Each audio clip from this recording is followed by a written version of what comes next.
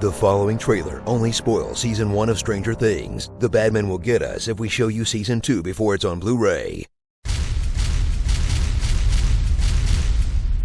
Today's episode is brought to you by T-Mobile, America's best unlimited network. From the streaming service that's a Game of Thrones away from ruling all of television, and a directing duo who's like Tarantino if he referenced films you've actually seen, comes the show that made the entire world ask, "Hey, have you finished Stranger Things yet?" Stranger Things. No, I don't want to skip intro. This song is awesome. You love the 80s. You love Steven Spielberg. You love most of Stephen King.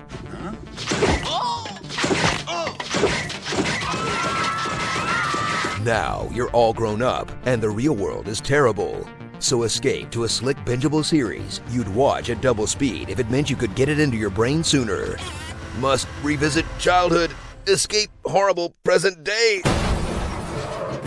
Visit the idyllic suburb of Hawkins, Indiana, a small town where nobody seems to pay any mind to the giant high-security top-secret lab with hundreds of employees. When a middle schooler goes missing, a losers club full of Goonies will band together to recreate the cutest version of The Hangover you've ever seen, where one character disappears. Where is Doc?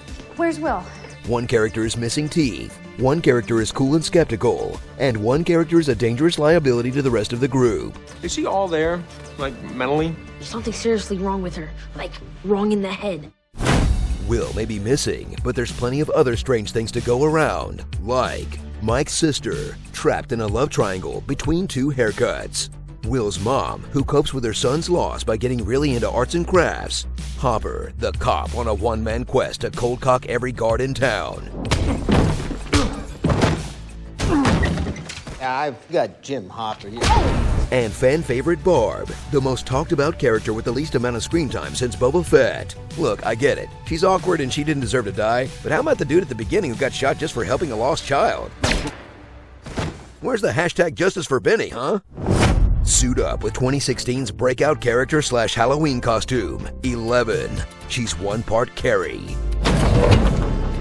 one part the kid from Boyhood, and one part reminder that Eggo waffles is part of a balanced breakfast. Watch as she expands her vocabulary outside the secret lab she was raised in. What is friend? Spit? Promise? Snowball?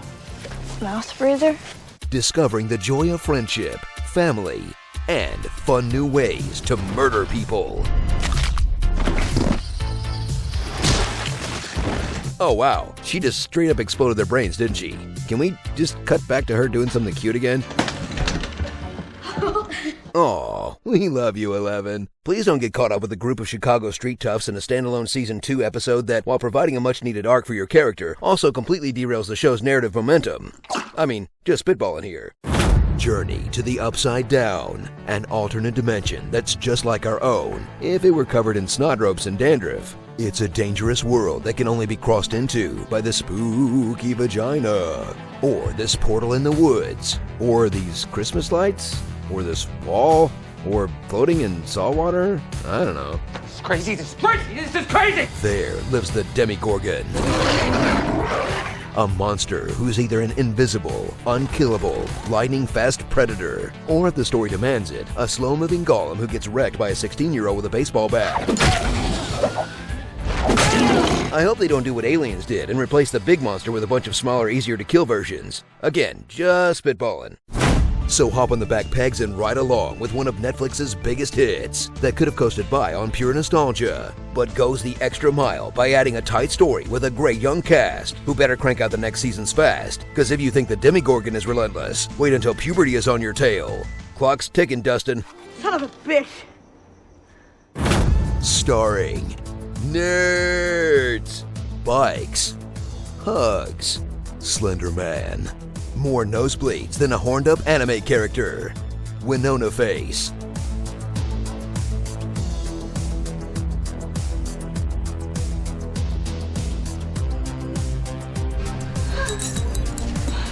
But this award from you, who take your craft seriously and earnestly believe, like me, that great acting can change the world. Will! Will! Will!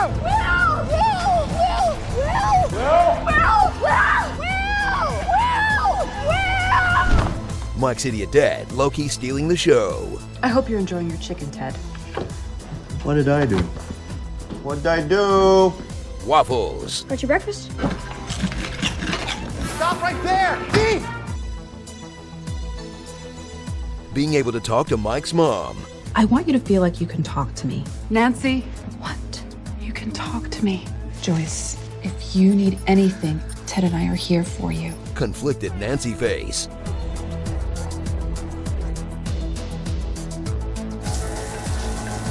Blinking lights. Lights! Oh my god, oh my god, oh my god, oh my god! 11 looks.